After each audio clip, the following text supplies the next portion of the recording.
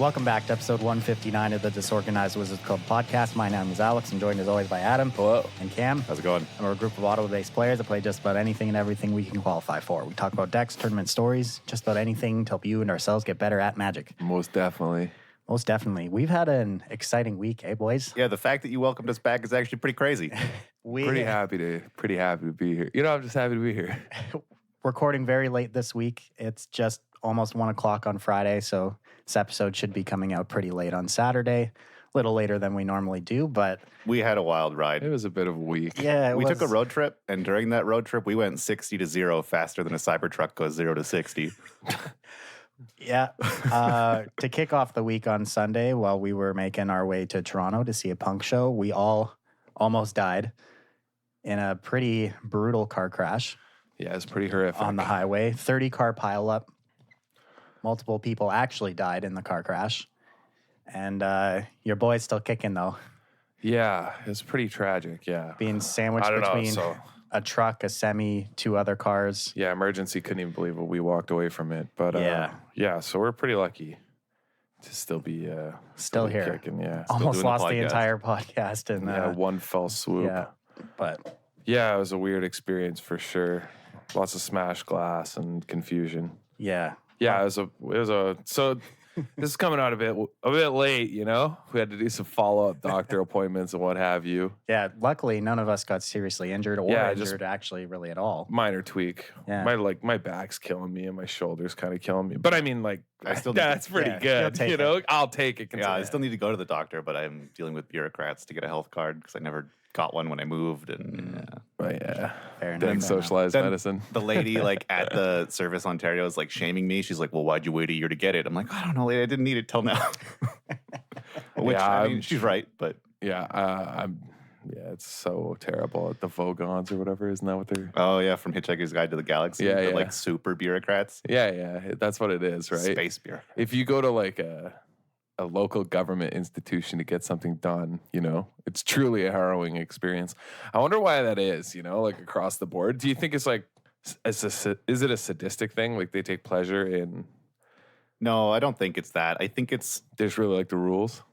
I think it's that they mean well, right? Like they have taken our taxes and they want to make sure that they're spent correctly. And so they want to incredibly make sure that like no one takes advantage of it, that like no one gets embezzled.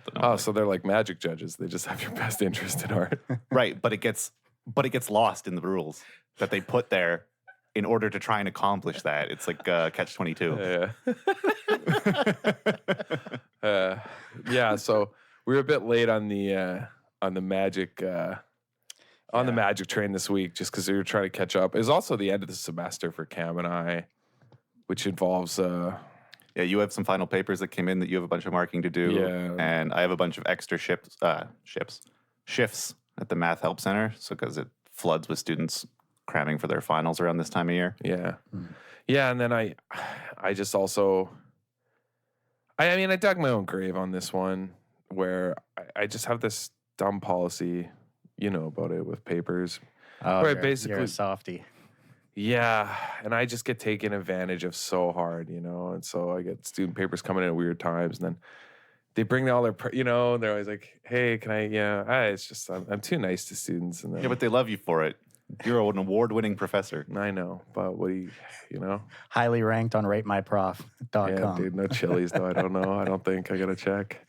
No, that's the only thing you check for. It's funny because I can remember being in high school and all my high school teachers all saying the same thing, that university profs are not as soft as them, and you won't be able to get away with handing stuff late in university. There definitely are profs like that. Yeah. There are some that are just wildly strict, but I'm on the furthest opposite end of that spectrum. Funny story I heard about this recently. There's a professor, 2 old professors, math professors. One's at Carleton and one's at Ottawa. And they often teach like, one will teach real analysis 1 and the other one will teach real analysis 2. And so their streams feed into each other. And they both despise how the other person teaches the preliminary course. And because their streams feed into each other, if any of the students write the comprehensive in that subject, they both have to mark it. And they both despise how the other marks exams. And they've needed like faculty mediators because they just scream at each other. One guy like wants to give full marks if like the general idea is correct and like he can tell the student understands, but like he's like, oh, it was an exam, like there's stress, like whatever. And the other guy's like, no, they spelt this word wrong, like half a point off. Ruthless. That is how it is. Yeah. I was so I actually last night I was up late because I was editing a friend of ours grad school application. Mm-hmm. And I forget that like I can be like that though. You know what I mean? And I realized it probably sounds insane to somebody else. And I realized it as I made the comment because this person has been working for like several years and then is applying to go back to school for their master's. And I was reading their application and they had a contraction in it, you know, like it apostrophe. Yeah, you S, cannot know? do that.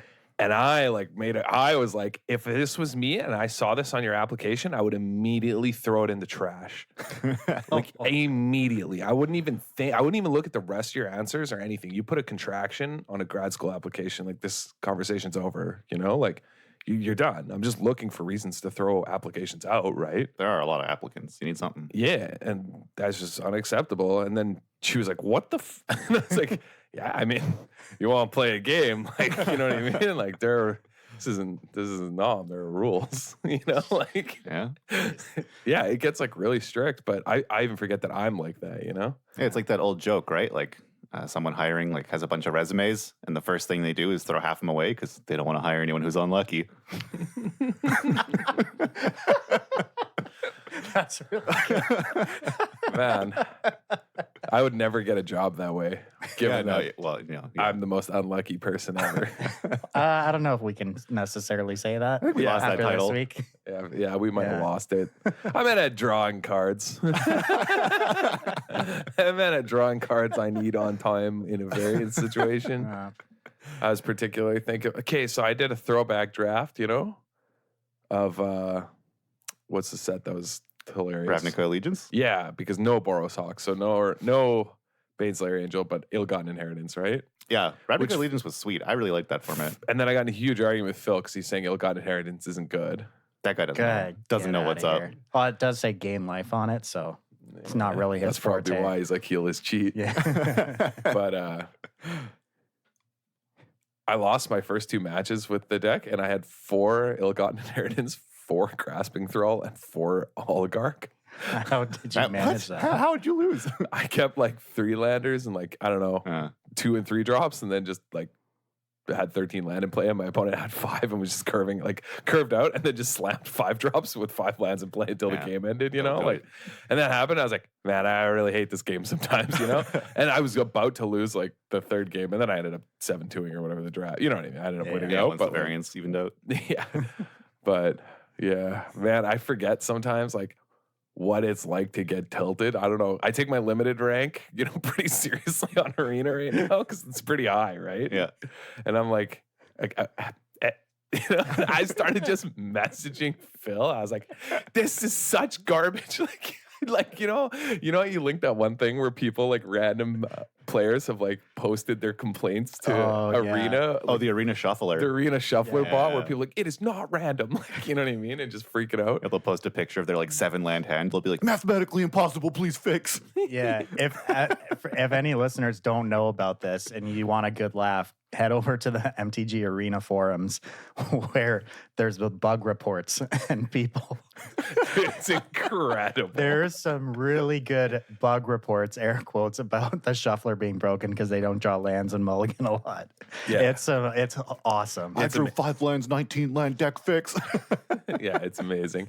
But like that's how mad I was like during the 3rd match, and then I ended up winning due to a very lucky series of draws. But I was like that. I was that player. You know what I mean? Like for a moment, and I was like just screaming, basically. You know, and I was like, man, what is happening? Like right now, I never get tilted about that. Like I'm normally just like, yeah, it's a game, you know. But I was like, oh, come on, because like my draft deck was so busted, man. You know what I mean? And to lose with like a 10 out of 10 draft deck, because like. That deck's 10 out of 10, right? We're in the like. Yeah, if you can cast your spells. It had a final payment too. It had, you know, even had a Gutter Bones, which was like pretty cool with Ill-Gotten. It had like Just like every, you know what I mean? Yeah, it's nuts. It had an ethereal absolution at the top end. Like, Whoa, How did you not mention that to start? yeah, like should have led with that.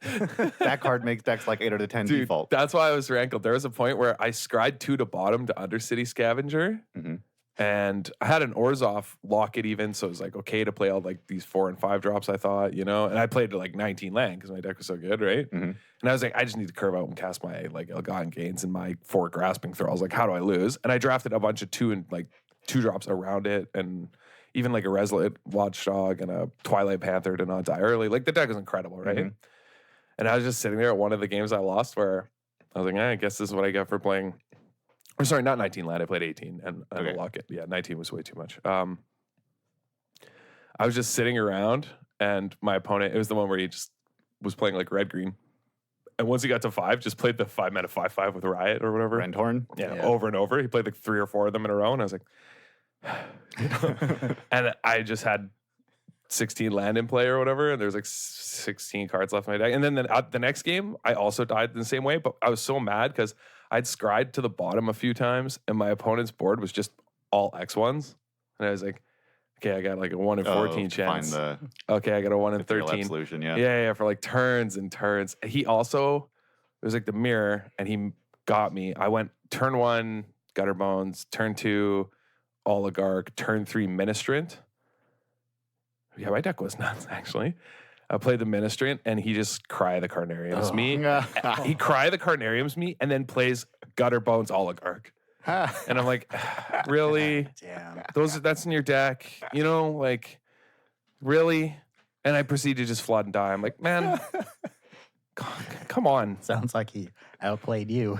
So I bring this up because it's like the worst. Like it was some of the worst variants I've had in a while, and I was like, you know what? Got out of that car crash.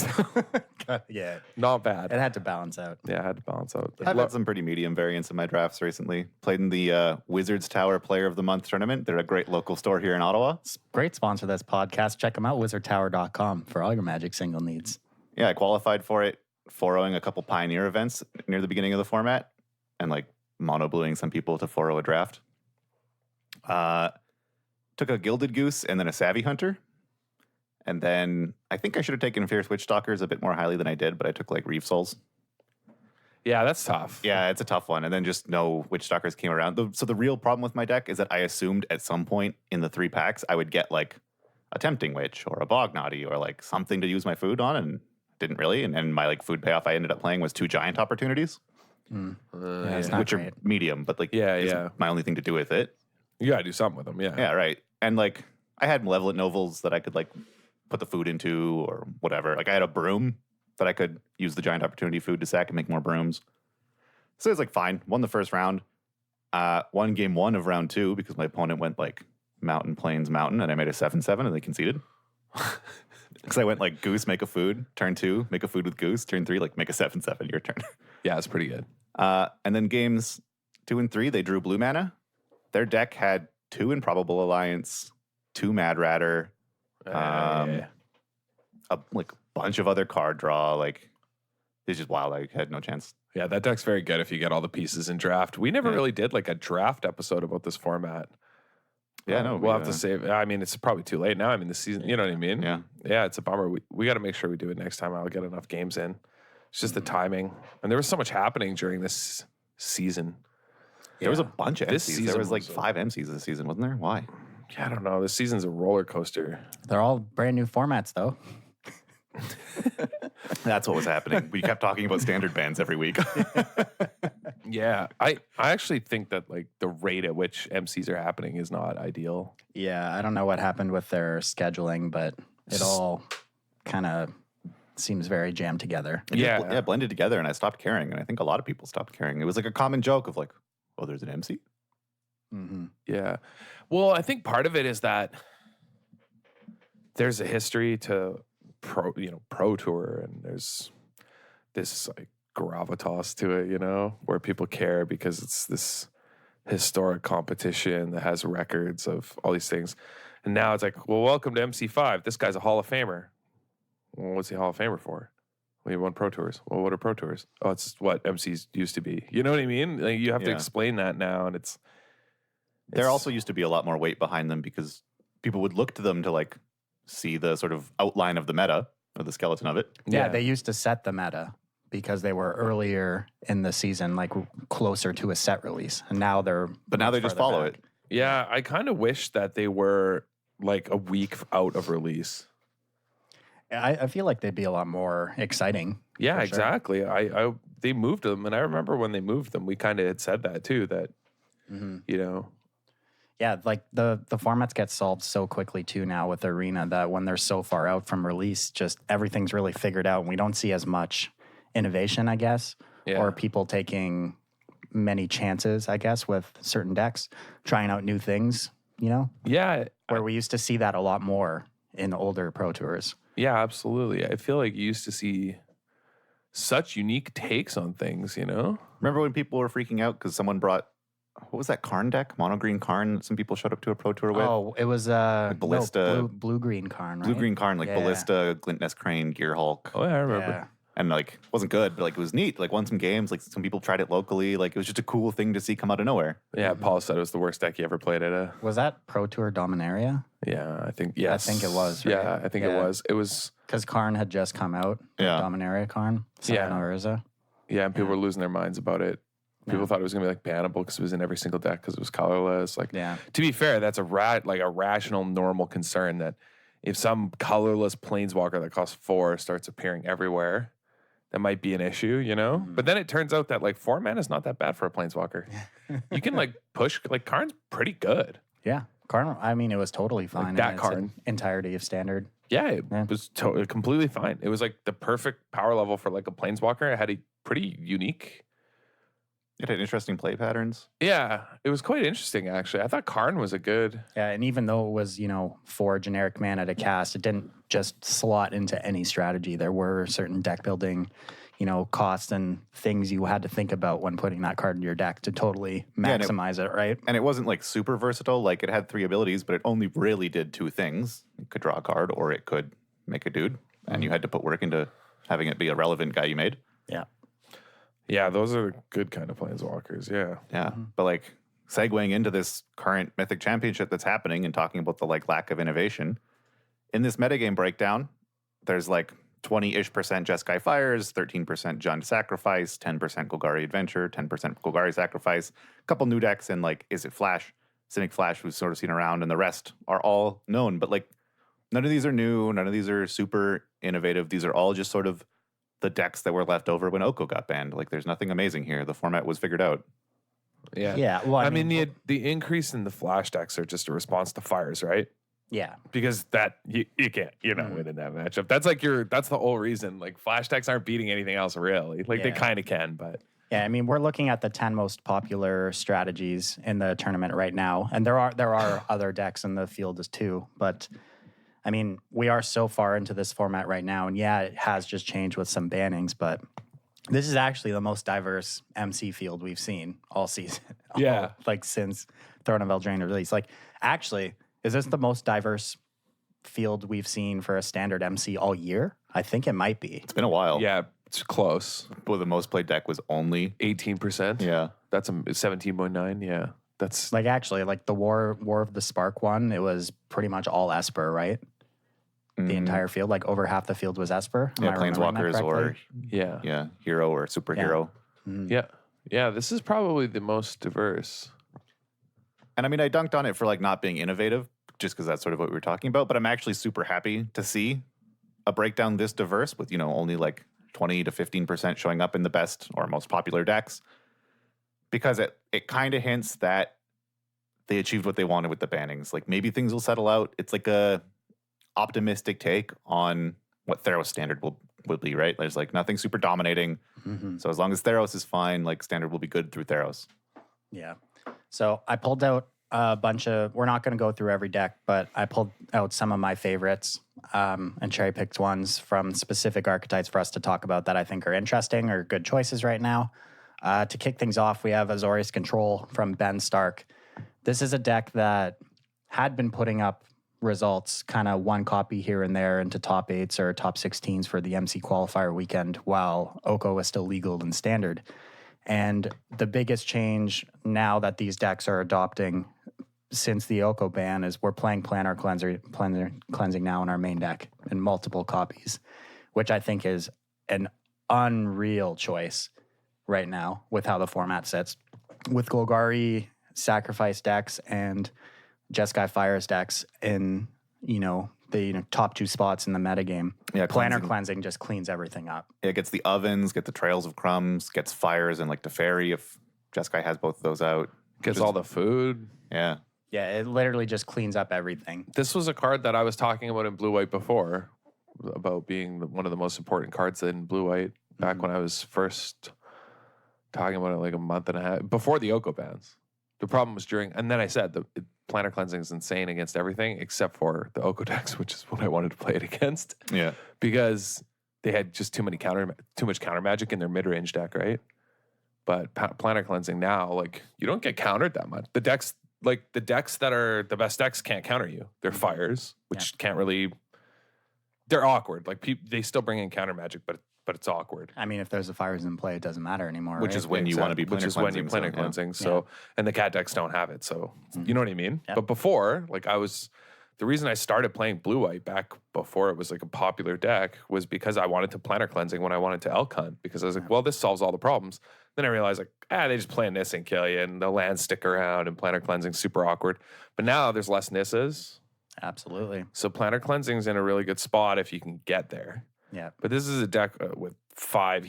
Ben Stark's playing 5 Wraths. I like that too. Because I feel like you just always want the option to be able to just pull the trigger on 5. Yeah.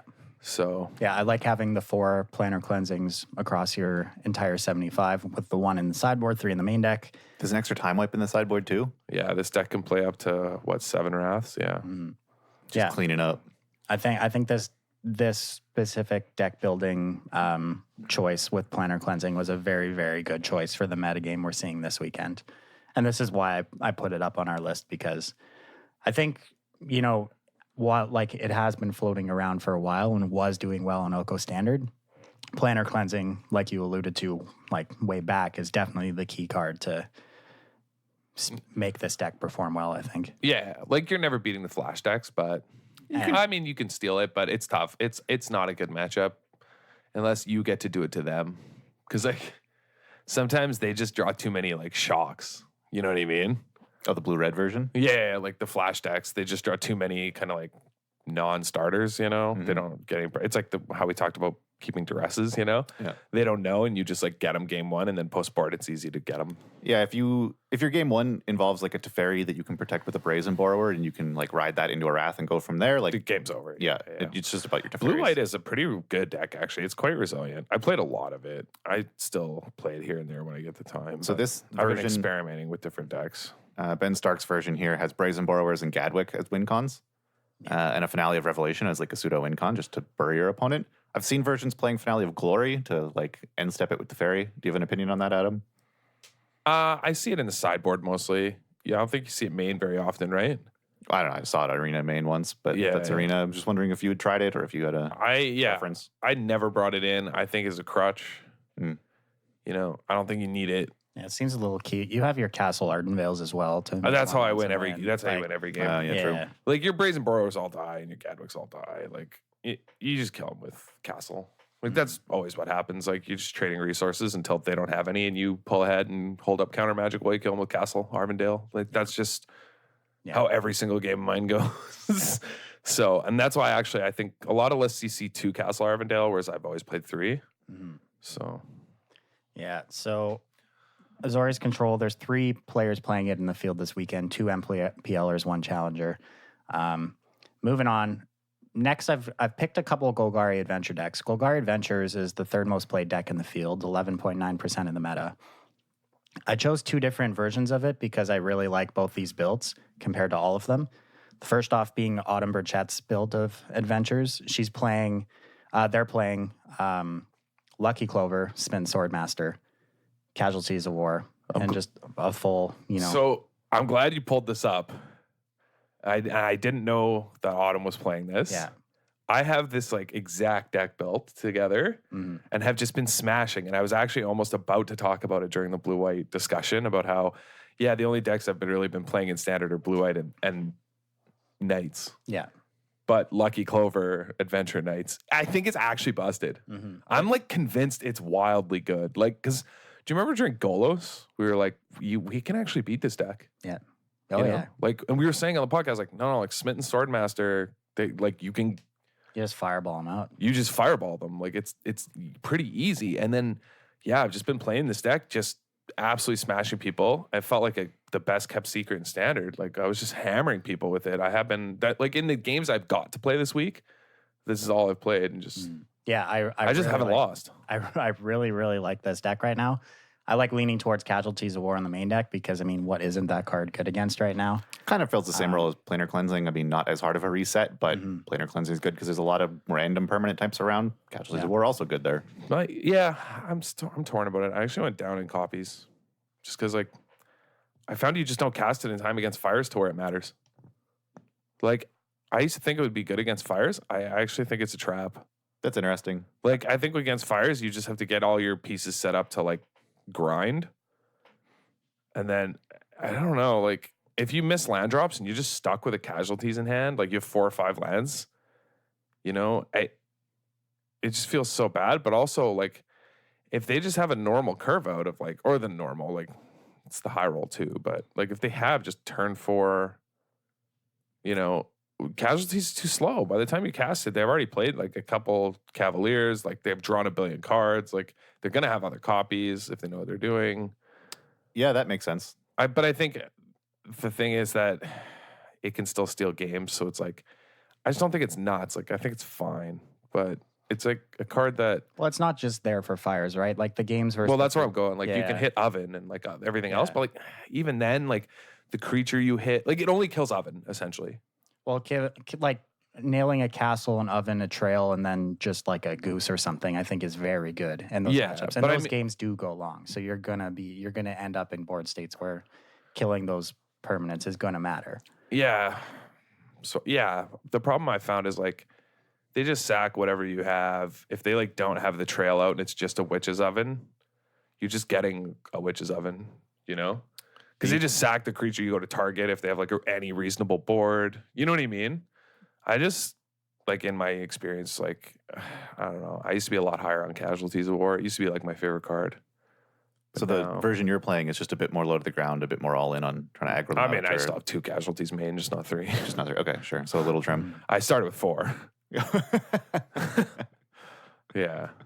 Yeah, I like the sideboard Epic Downfall, going back to that with all the Cavaliers running around. It's a pretty clean answer to Cavaliers. Don't get the death trigger. Yeah. 2 Reaper of Night. That's actually, I played 2 Reaper of Night when I was playing this deck at the beginning of the format in my sideboard.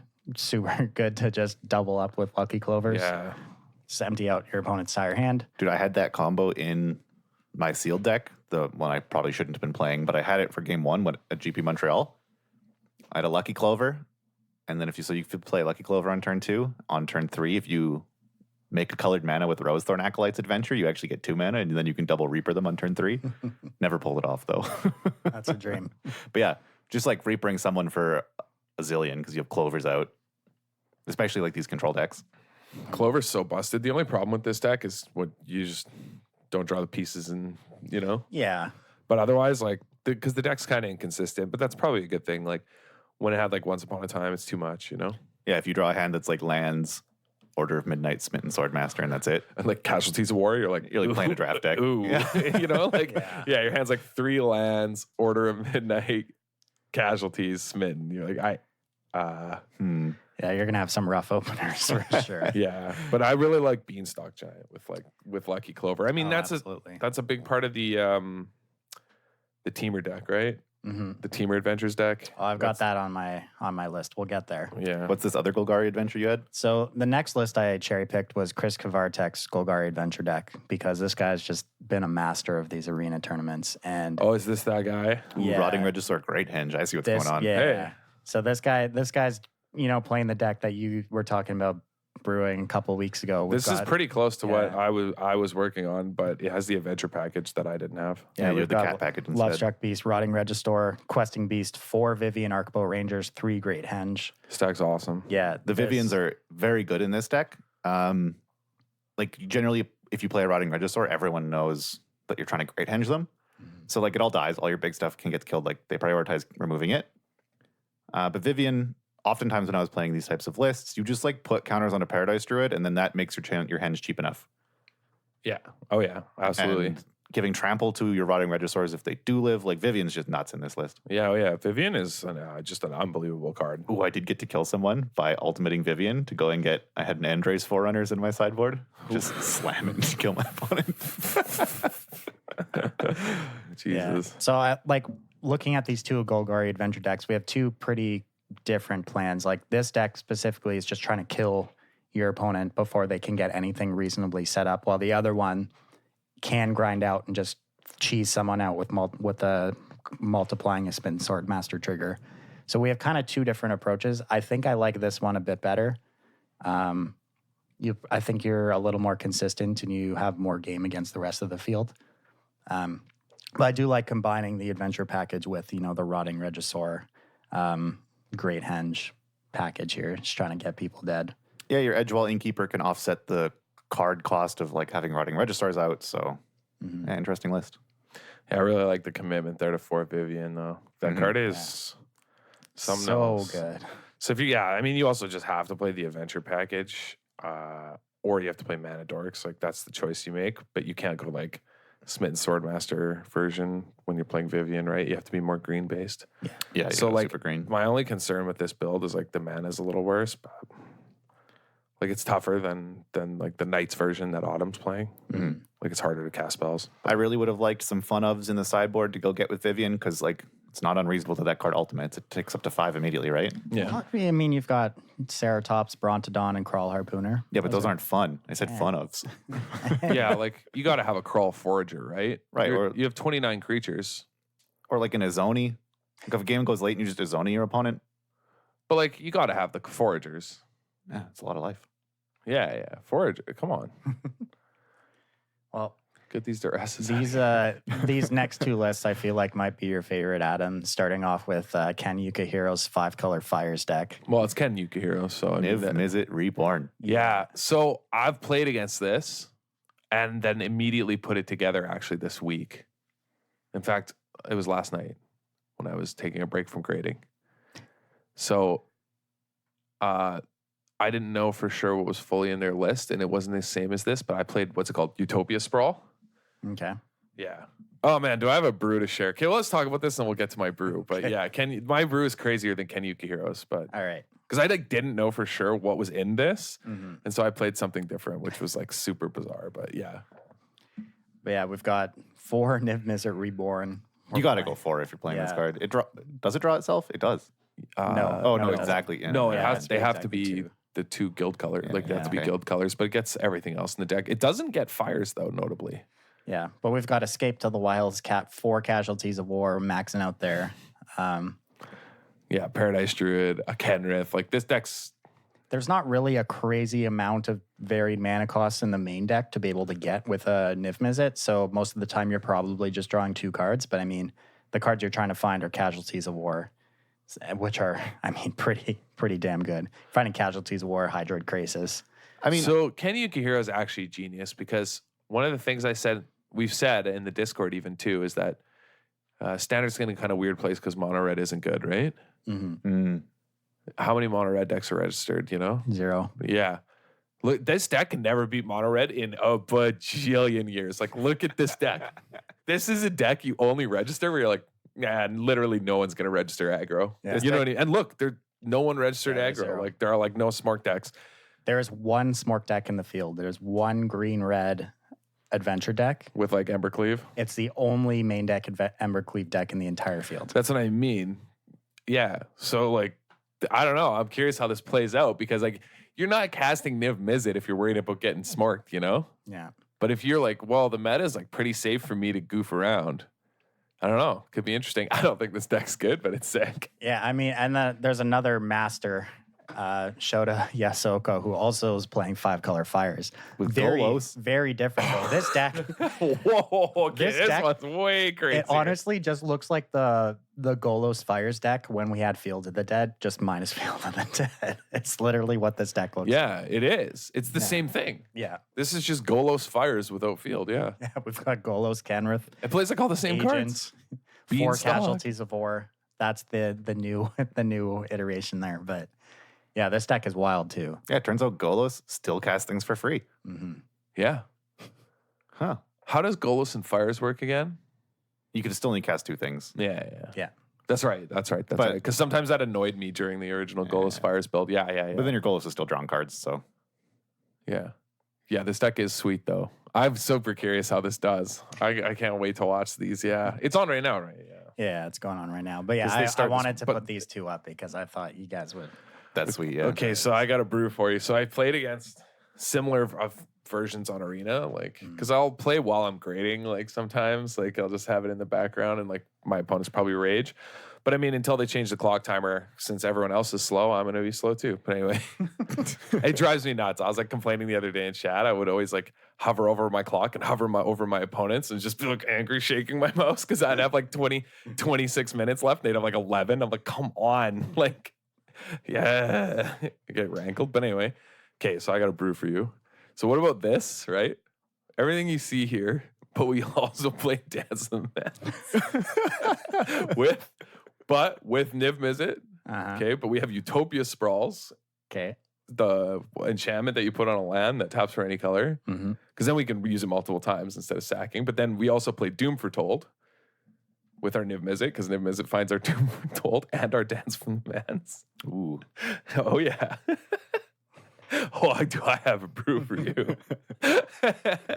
No, dude, it's actually sick. Think about it. Because your Niv Mizzet, like, you just play all this stuff, but, like, Niv Mizzet finds, like, also that part of the Yeah. Are you combo. playing eggs?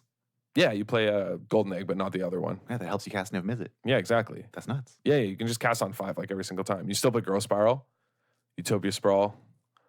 I mean, if everyone's going to be slow, and, like, that deck, like, that Niv Mizzet deck, like, you're not losing, like, slow mirrors. You know what I mean? Like, what Yeah, no. are people doing? Also, like, yeah, Stelia was You're saying Doom Foretold them off Niv Mizzet. Like, in a couple of those lists, like, sometimes Niv only draws 2 cards. And, like, the few times I played against it when, like, it was a while ago that I played against Niv on Arena, I, like, thought about that. I'm like, oh, good thing they only got 2 cards. Like, I can play around that. And then I just got hit for 6 and got hit for 6. And I was like, wow, that thing's huge. yeah. Oh, Yeah. yeah. Well, what I was saying with that, I don't necessarily think that's a bad thing when, you know, your options to find are like Krasis, Teferi, Casualties, or Escape to the Wild. So Yeah. those are all totally fine 2 cards to hit off a Niv Mizzet. Yeah. You don't necessarily have to try and draw like 4 or 5 cards when you cast a Niv Mizzet, right? As always, rooting for Ken Yukihiro. You know what I mean? Yeah. That guy, great. Next list I cherry picked was Huey Jensen's Is It Flash deck. This is that kind of was floating around ladder for a little while, even when Oko was still in standard. Yeah, was this Jessica Estefan's list? Like, or she like popularized it? Maybe she is playing it as well in the tournament. I grabbed Huey's list specifically because I love that he has one Embercleave in his sideboard. She originally did too. Nice. So, funny story about this. One of our guys in our Discord, Michael Kritz, was like streaming a bit and asking for some advice. I was like watching him stream. We were sort of playing some games. And we played against this deck. And we died to getting it, like, they like cast an opt, tapped our people or our creatures with Gadwick, and then attacked us and then put an Embercleave on Gadwick. And then the next day, he's like, man, Cam, that was crazy. We got Elder Cleaved. Gadwick is actually Berserk in this deck. Mm-hmm. Yeah. Gadwick is not just some value card in this deck. Gadwick is just a straight up, like, you don't get to play combat anymore. It pushes so much damage because, like, they just tap all your blockers. They're already kind of trying to race you. Yeah, exactly. They just tap all your stuff down. That's it. Yeah. But this deck's pretty popular. A lot of it is because it has a great Fires matchup, right? Yeah, that's what I was going to say. I think you're trying to, take down Fires with this list specifically. And I mean, Fires is the most played deck in the field. So, but I like how there's some other inclusions here, like as a nod towards Cat, so it can like steal those matchups. Like there's 2 Scorching Dragonfire main, pretty good against Cat if they don't have an oven out. Blast Zone hits a lot of like, I think that's there specifically for the Cat decks. Yeah. That's a card you don't see much anymore either. mm-hmm. Yeah, it's true. which should be in Ken Yuki or Shota's deck. He has a Golos. I didn't look if it was, but Oh yeah, we can double check. Oh no, we closed it. I still got it open here. I mean, it's fine. I'm just curious, if because Blast Zone used to be a card that was just everywhere, but Yeah, that thing's just gone. it's so safe. I guess people maybe are trying to play the castles instead, and they don't want to cut their basic count. Yeah, of course. Yeah, Shota's not playing it, and Yukihiro doesn't look like he is either. Yeah, I just wonder about the inclusion as a way to combat Cat. It's probably not bad, but yeah, there's a flash deck against Cat. They can actually punk you out by just like this is a deck that can just free win. Like it just can tempo you out, Yeah. Just counter everything from turn 2 onward and just stick a cutthroat and just kill him. Ride it to victory. Yeah, I mean, huge cutthroat. everyone's lost this. Everyone. Yeah.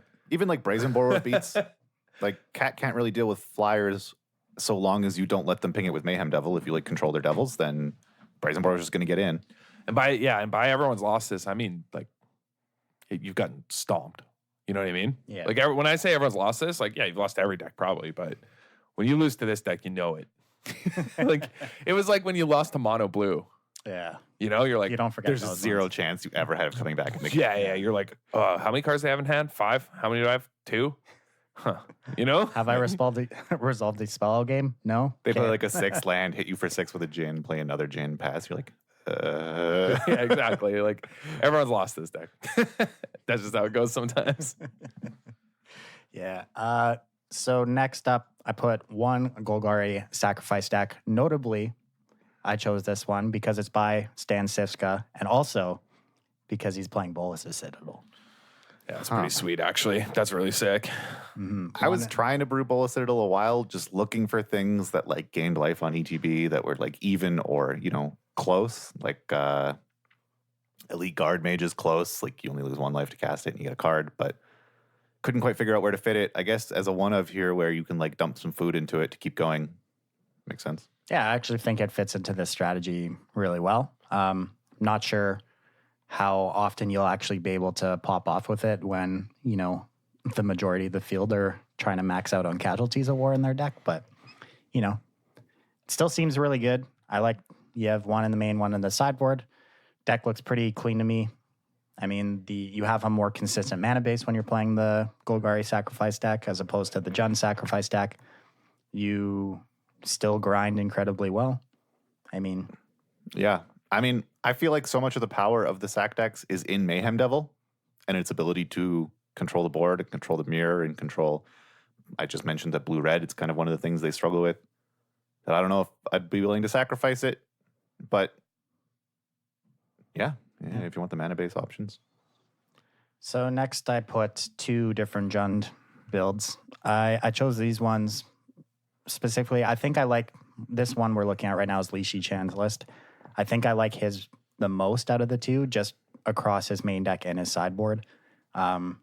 Nothing too crazy here. He's playing 2 Paradise Druid, 2 Midnight Reaper, 2 Brawn to Dawn, 3 Wicked Wolf, 2 Corvold in his main deck with 3 casualties. And I also have Canister's list as well. The thing I like the most about Canister's list is he's playing 3 Beanstalk Giant, which I think I would like more than Paradise Druid and Li Shichan's list. But I like Li Shichan's sideboard way more than I like Canister's sideboard, specifically because of Epic Downfall and Shifting Ceratops. Cindervines is also super good. Yeah, definitely. Cindervine's very good right now. There are so many casualties of war at this MC. Holy smokes. Mm-hmm. Yeah, I mean, it's that card. It's for fires in the mirror matches, right? Mm-hmm. It's just really, really good right now.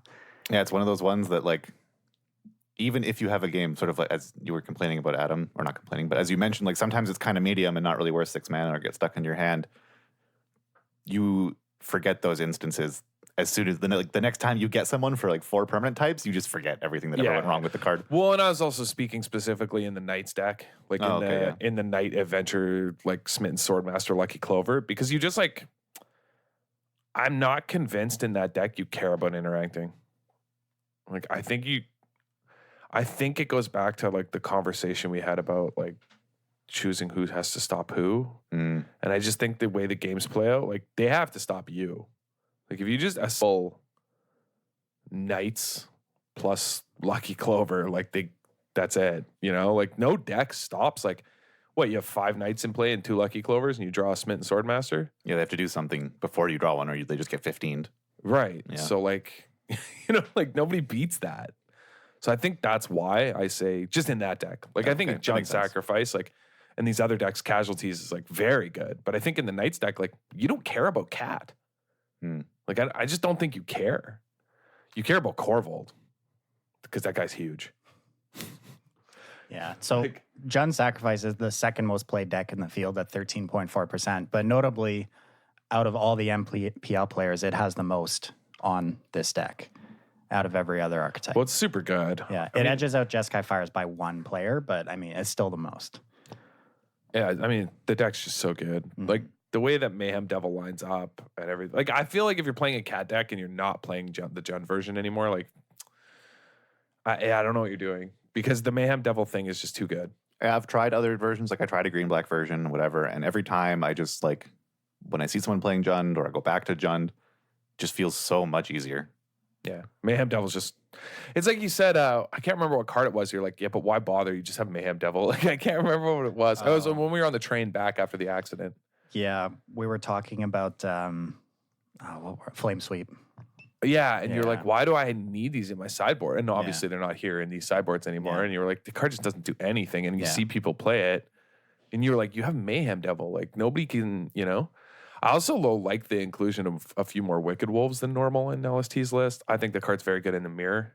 Yeah. Like being able to get opposing devils is super important. Mm-hmm. Kinda And it's wow. very good versus the adventure decks too, just picking off So- Innkeeper. Yeah, I think Wicked Wolf really benefited from the decrease in the play of Aether Gust after Oko left. Yeah, although I did notice that like Ben Stark's playing 3 Aether Gust main, which is unusual. It was an unusual choice, but a good one. But I want to say, I actually think that the Jund Sacrifice deck being the second most played deck is, I know people get mad about Cat and Oven, Mhm. but I don't think it's that miserable. And like as a play pattern, I think it's okay. Yep. And I think like right now, Standard might actually be at an okay power level. It's kind of ironic that like normally we'd say the power level of Standard is healthy when a mid-range deck is the best deck, but a mid-range deck was the best deck and we had to ban Mhm. 3 cards, Yeah. like the Oko food decks. But I don't know, like this deck is pretty fair, it feels like. I don't know, like, yeah, it's very good, but like you can beat it. Like Yeah, totally. I'm happy that this deck is like a really good deck. I think what people complain about the most is just on Arena, it requires a lot of APM. yeah. A lot of clicking, yeah. Yeah. Yeah, people just hate the death by 1,000 cuts thing, but Mhm. I don't know. I don't mind it. So, Yeah. Next up, I got a pretty interesting one here. is this One- John Rolfe's? Yeah, one player Yeah, in the I- field playing this deck, one MPL or John Rolfe, I saw this posted. Yeah. Rakdos Fires. What, Covetous Urge? Dude, I What saw. is happening? So have you ever been covetous urged in Standard? Not in Standard, no. I imagine it's better than in Limited. It hurts. Yeah, Oh. it doesn't feel good, man. So I saw this list floating around on Twitter, I think 2 weeks ago. They weren't playing Covetous Urge, and I saw Andre Ostrowski streaming this deck as well. And like his thoughts about it during the games was like, man, I just feel like I'm not really doing anything good. This deck doesn't feel good, but he just like kept winning and just like was slowly just climbing up Mythic. It's an interesting deck. I mean, Bontu, Midnight, Mayhem Devil is a pretty good combo. Oh yeah. You're going to fireball a lot of people out. Yeah. Yeah, it's an interesting one for sure. I think shortly after Bontu was spoiled, I was trying like a black-white cruel celebrant version. And yeah, a lot of times you just play Bontu and you have like 1 or 2 things out. And it's similar to like the Smitten Swordmaster draw. It's like some way that just in board stalls, you can 5 to 10 to more your opponent. Mm-hmm. I will say, as much as I do. So, people complain about Cat. I do think that it is kind of a bummer. Like the one thing Fires is doing in Standard is sort of making it so that even if you play this kind of deck, like it has to include a way to just like fireball you. Actually, all the decks we talked about are like, they have to have a way to fireball you out like quickly because otherwise like Fires will beat you, like you also need to have like a big over the top win condition of like fire. That's why I like the Autumn Burchett version more than the like Questing Beast, Golgari Adventure. Like I think they're too fair. Like they don't have this like, Well, yeah, gotcha. That's why I specifically put up Kavartek's list compared to all the other ones, because he's playing, 7 power, 3 cost creatures and Vivian. Exactly. Like you have to play like Rotting Regisaur's like an unfair card. You know what I mean? Like that's what I'm getting to is like with right now with fires, like you have to kill your opponent like pretty quickly with the way the meta is set up. Same with Cat. Like they'll just death by 1,000 cuts you. So you have to have ways to like mayhem devil them off of a Bantu and just fireball them, right? Like you kind of have to in standard right now. And I don't know how much I like that, but it's not that bad. Like people are complaining, but I don't know. Oh, you can sack your Cavalier of Flame to Oven or Bantu to dome them for lands. Yeah, to get them all the lands in your graveyard. Another one. Yeah. I have a rules question. If you have a Fires of Invention out and you have something that you've stolen off of a Covetous Urge, can you cast it for 0? What does Covetous Urge say again? You may cast that card for as long as it remains exiled, and you may spend mana as though it were mana of any color to cast. Yeah, that you cast it for 0. Yeah, your fires. That's sweet. Yeah. Yeah, it's a pretty good turn. Definitely. Covetous Urge, you cast your thing. Well, on turn 4, you just go like Fires Covetous Urge you. Yeah, also good. Which is like absurd. Yeah, it's a very interesting choice for sure. Well, it's also like got to be insane. It's insane in the mirror. It's not got to be. I mean, the Fires mirror. Yeah. Which are now just up various decks, but yeah, it is very good there. That's like kind of why it's there. Because if you're on the play, you just steal the game. Right? Yeah, if your turn 4 is Fires, take your Fires. Yeah, the game's over. Yeah. Like, that's it. I mean, that is why there are 2 more on the board. I only say that, like, have you ever been Covetous Urge Standard? Because I have been once, and it was in that exact situation. The guy was playing Grixis Fires, and he went, like, Narset when I played it Teferi. I was like he was on the play, And then the next turn, he fires in Covetous Urge and took my Fires, and I was like, I was sitting there like, oh, wow, I have been bested, sir. This was like before I played it at the PTQ, so like 3 weeks ago. Like, I got Covetous Urged out of Grixis Fires, and I was like, the guy, just over there like sweating, I'm like, that's not good. Yeah, I got rolled. Like, that's sweet. Deck's very cool, but so another list I have here with only one MPL player in the entire field. The only player in the entire field playing it is Teamer Adventures in the hands of John Emmanuel Duprat. We talked about this deck, I think, last week a little bit. And I mentioned it already today. Yeah, we're playing, Lucky Clovers, Escape to the Wilds, and a bunch of adventure creatures, Fae of Wishes, Bone Crusher Giant, Brazen Borrower, Beanstalk Giant, just accruing a whole lot of value. This deck's very good. Yeah. Like I played against on ladder a lot. Yeah, it's very popular. And if you've watched streamers or just been playing on Arena, this deck's very popular. Have either of you played enough to have a preference between this and Blue Red? Like, Blue Red has a lot of similar cards. I mean, it's not really doing Lucky Clover, but you're still like a Bone Crusher Giant, Brazen Borrower deck, or do you consider them distinct? I think they're very distinct. Okay. This one's just trying to grind value, whereas the other one, like, it wants to counter stuff. Like, it has ionizes. Like, that makes sense. Yeah. This, notably, the versions I've played against on Arena have all been playing Edgewall Innkeeper, and he's not. Yeah. Yeah, that was because the original popular lists were Edgewall Innkeepers. But I guess maybe no room. Yeah, he's playing Return to Natures in his main deck, which is a nod to the field. I'm not too sure what else you were cutting on to play the Innkeepers. 27 lands. I don't know if that's standard amongst all the lists. 2 Return to Nature mains seems so wild to me. Yeah. That seems like a gamble, but I mean, the top 2 decks. Yeah, there's not really many decks that they're dead against, right? Well, there's a few. Like, not great against Is It Flash, Simic Flash. Like, there are still, Yeah, that's what I'm saying, though. Like, not many, right? Most decks in the field have targets, like, looking at the popular decks. Like, I just mean there's still, like, a 1 in 5 chance you, like, get paired against a deck. Yeah, for sure. Yeah. Or a lot more. So, I don't know. Would you take a 20% chance that you just have dead cards in your hand at the beginning? 20%'s a lot. I could believe a story if, like, maybe they interviewed Jean Emmanuel at some point that he felt he was being paired against decks that he wanted a disenchant often enough, but Fae of Wishing, like, paying 4 to cast Granted to go get it to then destroy something was too slow, and so he just, like, you know what, I'm just gonna... It could also be that he doesn't care about the other matchups. Like, he thinks they're fine. Could be that, too. So, yeah. So you mentioned the like number of lands here. 27 and 4 Beanstalk is a lot, but Escape to the Wilds, you still have to pay the mana for them, right? So like it makes sense that you'd want to be able to just have a ton of mana for when you cast that card. Yeah, some interesting sideboard options. One Frogify. Yeah, I saw that. Love that. Yeah. I don't know. I think this deck's pretty good, and I'm excited to see how well he does with it because he is the only player in the field. So Yeah.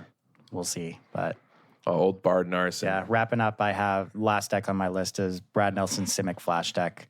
I mean, the Flash deck's been around for forever. They haven't really ever maxed out on Nissa, who shakes the world, so this is a little bit new. I mean, that card's still nuts. Yeah, I mean, is this the only deck we've seen so far that has Nissa in its deck? I mean, this deck's very powerful. I think you have a great Fires matchup if you can. I mean, yeah, your Fires matchup is laughably good. Yeah. And I mean, you're just gonna cheese out a lot of people just by countering most of their spells, and they're not going to be able to deal with a Nightpack Ambusher. So I definitely think it's a good call. I really like the Sorcerer's Spyglass in the sideboard. I think this is the first list we looked at that had a Sorcerer's Spyglass. I've mentioned sort of in the past how I think it plays well against Fires, name in Red Cavalier, so that you sort of buy yourself some time. And maybe that's not what you want to name here, but I do like that, it can shut off some key threats. It can shut off an Oven, but even in particular in a deck like Flash, where you really want to target your counter spells against what's important, that information you get from seeing their hand is incredibly valuable. Yeah, absolutely. Though the one thing that this deck having a tough time with, let me tell you, 1 mana 1/1s. Yeah, like you don't beat like the Knight or Adventure decks, like the low to the ground decks with like Order of Midnight and stuff. This deck just doesn't beat those decks. Yeah, I mean, if they resolve a Lucky Clover and then it's real game's awkward over. and you're trying to like counter Adventure sides of creatures, but things are still being copied. You can't, and Yeah, and they still get some value out of it no matter what. Like it basically just shuts off your whole deck. Like it just feels so bad. It can be rough. He's not playing. The difference here is he's not playing Cutthroat, right? Yeah, no Brandborn Cutthroats. The deck, he's a little bit bigger. Yeah, with the Nissas. Yeah, this is more like a blue-green mid-range deck with just a bunch of counter spells. I actually think he's going to go like 08. Yeah? Yeah, I think this deck's horrible. He's not the only person who played it. I think there's a 3. Something like that, yeah. Oh, there's 4. Yeah. But Javier Dominguez and Seth Smith. Javier But I don't know if they're Seth. playing Lord of the Ground versions. Yeah, it looks like they're on the exact same list. Huh. Maybe I'm wrong. I mean, this deck either going to just undefeated or just be trash. I mean, Javier Dominguez is, on another level. So if he's picking something up, I mean, he won the last Arena MC with Gruul aggro and Field of the Dead Oko metagame. So yeah, that guy can win with a ham sandwich. But I don't know. Maybe they know something we don't. Another draw that's not bread. There's 2 of them in my sandwich.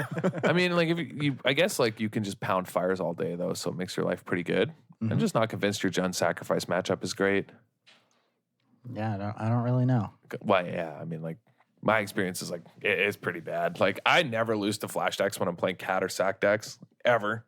But obviously, if you play Fires or slower decks, you just lose automatically. The game just ends. But they just have a hard time beating Cats, right? I mean, what are they going to do? Counter them? Yeah, I guess you just have to hope to counter the engine pieces of the deck. And by engine, well, not engine pieces. You have to counter Devil. Right. You you aim to counter the Devil and the Corvold, and then hope that you can assemble a clock around the Cat. Yeah, you can definitely do that. And I think the decks that they brought here are more well suited to do that actually than Brandborn Cutthroat is, because they can go bigger, they just need to control the board for enough for them to get set up. Yeah. And then they just need to get ahead for 1 second, and then they just stay ahead. Yeah, you can start slamming them with Nissa. Crisis can fly over top. Yeah, they have ways to my draw didn't line up, but I'm ahead on board, so I should be able to close out from here. And so I do like that change, actually, so maybe I take back my criticism. And if you stop the Devils and the Corvolds and sort of these bigger things, the Lilianas, whatever, you might take 5, 8, 10 damage from Cat triggers, but you have Crisis to refill that life. Yeah, exactly. So that helps. Yeah, the other thing though is the adventure decks. What's it called? Edgewalling Keeper makes it hard for this deck. Yeah. Edgewalling Keeper's the real beating because it just slips under counter magic too easy, and then makes it so because it's a cast trigger, right? So Cast triggers are like just the bane of counter spells. Yeah, like Hemsley loves this deck, and hates cast triggers. Is it a coincidence? You decide. All right, well, that's the end of our discussion on MC7 deck list. But before we wrap up the show, we have two more quick things we got to get out. First off, big announcement this past week. Grand Prix buys are gone in 2020. Yeah, right Immediate on. thoughts. I like this. Thank God. I think it's fantastic. I'm still going to ask people, so you got any buys in round one? Yeah, oh yeah, you gotta. Do you have And any then buys? They'll like have to use some of their brain power telling me about the announcement. And I'll be like, oh, wow, that's crazy. Then they'll be like, why are you asking if I had buys? I'm playing round one. I'm like, I don't know how buys work. Yeah, I think it's great. And I think it'll mean we'll maybe start seeing different, number of rounds in Grand Prix because they don't have to be long anymore. Different, I guess, records being able to top 8. I do like everyone just kind of being on the same playing field for these big tournaments. Mm-hmm. Great change there. And also, after a couple weeks of no changes to the Pioneer format, we had 3 cards banned this past Monday. Once Upon a Time, Field of the Dead, Smuggler's Copter. Immediate thoughts. Hit me. The Copter one, my understanding is that it was just because it was very frequently played, sort of the same reason it got banned out of Standard, which, sure, that's fine. Even if it's on par with the power level of a format, if it becomes an auto-include, I think it's probably better for deck building choices if not every creature aggro deck just automatically includes 4. Once Upon a Time, similarly, just adds so much consistency. It's what they mentioned, right? Like, it's just sort of another auto-include in a type of strategy. But I actually haven't been playing that much Pioneer recently, so I don't know how oppressive or how frequent things were. Like, I don't know how much Field of the Dead was around, and so I can't really comment on that one. But it was a lot. And, one thing they mentioned in this article here was that Field of the Dead ramp decks were suppressing, controlling reactive decks, which is definitely true. But I think Smuggler's Copter would have been okay to leave around, and banning Field of the Dead and Once Upon a Time, definitely 100% agree with. But giving these controlling and reactive decks, more power with Field of the Dead being gone, I think they would have been able to handle Smuggler Copters. Yeah, I agree with that. So I haven't been playing a ton of Pioneer, but I watch it all the time, like on streams, like on my other monitors. But yeah, I agree with you there. I think Copter is actually the correct power level for the format. Yeah. But what are you going to do? But Field, I agree. Field, I think there are a lot of things that make reactive strategies' lives very difficult. Copter one of them too, but it's doable. You know what I mean? You can definitely do it. But Field is probably too much. And Once Upon a Time should probably just be redacted. Like, as a card, it should just erase it in all form. Like, get rid of it. Yeah, like it just never happened. It should just be, it should cost 1 in a green and have a blank text box. Yeah. Yeah, like I just don't, like, how is this card ever healthy? You saw their mention about how they designed it, right? When they got banned in Standard. I can't remember. They said that they made its text box because they wanted it to be the first thing that happens in a game because stories start with Once Upon a Time. Yeah, I did see that. Yeah, that was really painful. Yeah, yeah, it was very painful to read. So if that's your game design for a card, not super surprising that it either goes insanely too strong, that it just misses the mark completely. Well, you could have just done something like if you cast this on the first turn of the game, it costs 1 less. Yeah, so it costs a green at least. Yeah, then it would have been fine, right? Yeah, but just a free spell. Like, it's the Scourge we're talking about here is all just free mana. Like, God, just stop. The problem with this is it finds your 1 mana accelerant. And then you get to play it for free, then cast a Llanowar Elves. Whereas, if you just cost 1 less, then you don't get to do that, and it's a lot less offensive, right? There's a bunch of ways. Or even in Vintage, where you just get to play a Death Rate on 1 off it every single time. Just stuff like that. Like, it's just too good. Mm-hmm. Yeah, but yeah, I think 2 out of the 3 cards banned this time around were correct. I would have liked to see Smuggler's Copter in a post Field of the Dead format. So I feel like Field of the Dead, I feel like Copter is a card they'll just never unban. But I feel like Field of the Dead might be a card they eventually unban. Or maybe not. I don't know. I wonder about that. If they'll eventually unban things or I don't know. Maybe Field's too fast just because of Hour of Promise and everything. It's too quick. Yeah, Hour of Promise, Field of the Dead, I just think is just too fast. Too good for the format. I don't think they want the format to be a turn 4 format like Modern, right? Yeah. If it is, then I don't know. That kind of sucks. I like that it's slower, right? I think everyone likes that Pioneer's slower, than Modern. Yeah, I mean, think about it. Like Treasure Cruise, Dig Through Time have been totally fine in this format so far. I think the one thing they missed with this ban was Nexus of Fate, and then the format would have been decent. Nexus needs to go. I still think Dig and Treasure Cruise are just on a clock. You know, it's just a matter of time. Yeah, we'll see. Oh, I mean, it'll just happen like Modern happens, where new cards get printed, and you just have to ban them eventually because they print new cards that make them too strong. Like, it's just a matter of time. It's not an if. Like, if you think it's an if and not a when, then like the only reason I don't know what to tell you that they're not super offensive right now is that you have to sort of really work hard to cast them early enough. Yeah, they can still there isn't the Thought Scour, there isn't the whatever. But the minute they screw up once, you know, like it takes one card to slip through and it's over. Oh, this new card says Dredge? Rats, we missed it. How do we let this happen? Yeah. But you know what I mean? Like, it only takes one. Yeah. And then those cards are banned. Yeah. So, I mean, it's close. Yeah. Next thing you know, you get pounded by, what is that called? Jeskai Ascendancy, you know? Yeah, just cruising like twice in a turn. You know, you're like, oh, look at go, oh, geez. Yeah. And then all of a sudden it's banned next week. Like, that's how it's going to happen. You're like, they print a new card and like, you know, Theros Beyond Death. The next thing you know, you're getting turn 3. Because they got Goose, you know, so they just Simic Ascendancy on turn 2 and then untap on 3 and kill you. Yeah. That's my prediction for Pioneer in the next year. You get Simic Ascendant, or Jeskai Ascendancy. Yeah. All right. Well, that's all we got this week. Thank you all for joining the club. Make sure, as always, you check out wizardtower.com for all your Magic single needs. If you want to support the show, head on over to patreon.com/DWC Podcast. You can find us on Twitter at DWC Podcast 1, Facebook, the Disorganized Wizard Club Podcast, and however you listen to the show, whether it's be iTunes, Apple Podcasts, any podcast app, or Spotify. Leave a review, rate the podcast, share it with your friends. Everything helps, keeps this thing growing, and bring it to new listeners. Thank you for listening. We'll catch you next week. Are we ever going to release on vinyl? No.